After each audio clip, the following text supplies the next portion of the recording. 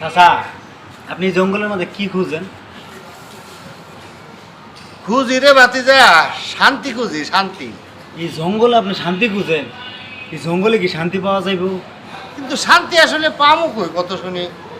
এই সারা দেশের অলি গলি রাজপথ যত জায়গা আছে সব জায়গায় তো খুঁজতে হয়।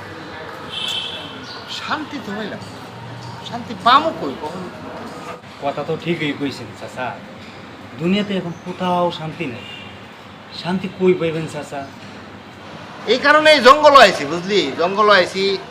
আমাদের নবী মোহাম্মদ সাল্লাল্লাহু আলাইহি ওয়াসাল্লাম তো বলছিলেন যে দুনিয়াতে এমন একটা সময় আসবে পৃথিবীতে কোথাও কোনো শান্তি থাকবে না, তখন যেন আমরা জঙ্গলে চলে যাই, জঙ্গলে হয়তো শান্তি পাওয়া যাইতে পারে।